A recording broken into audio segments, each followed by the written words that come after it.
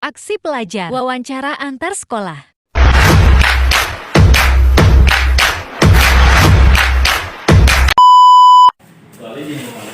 Permisi Kak, boleh minta waktunya sebentar? Boleh.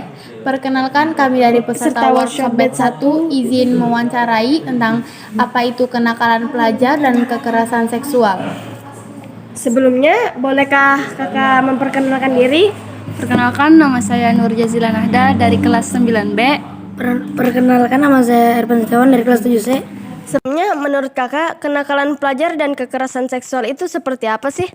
Kenakalan remaja adalah perbuatan anak remaja usia belasan yang melanggar nilai dan norma sosial serta mengganggu ketertiban umum. Menurut kakak, kekerasan seksual itu seperti apa sih? Kekerasan seksual adalah perbuatan merendahkan, melecehkan, dan menghina orang lain. Kakak nih, ada gak sih kekerasan seksual yang terjadi di sekolah kita? Ada, contohnya pembulian, memandang seseorang dengan hawa nafsu, dan perundungan.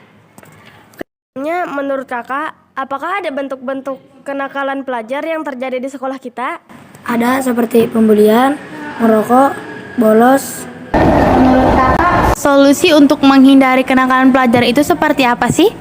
Bisa dengan cara 3M, yaitu menegur, melapor ke guru, dan menghindar. Menurut kakak, cara menghindari kekerasan seksual itu seperti apa sih? Mengurangi pergaulan dengan lawan jenis dan tidak melibatkan hawa nafsu dalam pertemanan. Menurut Kakak, harapan apa sih supaya kenakalan pelajar tidak terjadi lagi di sekolah kita? Harapan saya tidak ada lagi korban kenakalan pelajar yang telah melakukan, sebaiknya dijadikan pelajaran dan tidak mengulangi lagi.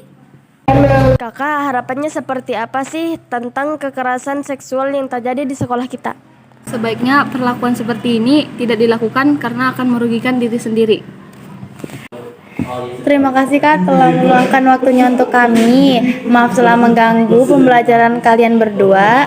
Permisi Kak. Terima kasih Kak. Sama.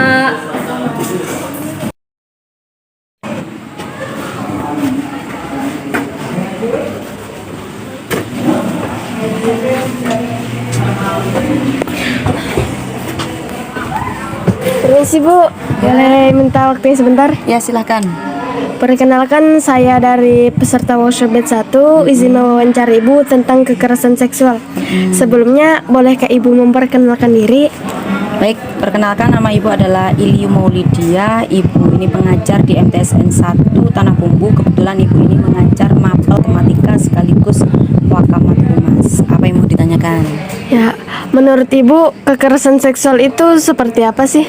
Kekerasan seksual itu perbuatan melecehkan atau melukai pada bagian-bagian reproduksi atau bagian intim ya, yang menyebabkan, artinya ada dampaknya, yaitu dampak psikologis terutama.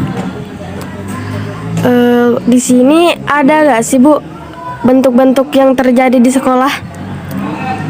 Kalau bentuk yang terjadi di sekolahan selama Ibu di sini belum ada.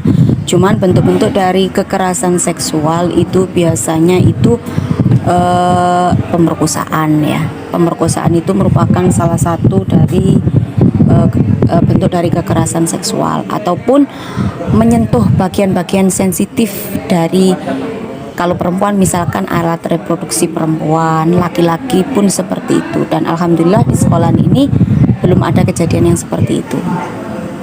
Kalau dampak bagi korban itu seperti apa sih Bu? Dampaknya biasanya itu kalau anak mengalami kekerasan seksual, dia itu akan mudah marah biasanya ya. Mudah marah itu karena dampak fisik ya. Jadi kalau kekerasan seksual terjadi pada seseorang itu akan menimbulkan dampak, terutama dampak psikologisnya. Anak itu akan sering mudah marah, terus mimpi buruk, karena apa yang dia alami itu masih terngiang-ngiang. Itu Pang biasanya ya.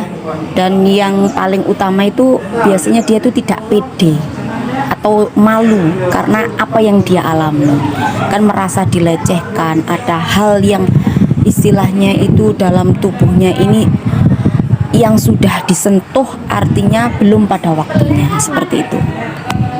Solusi menurut Ibu itu seperti apa sih?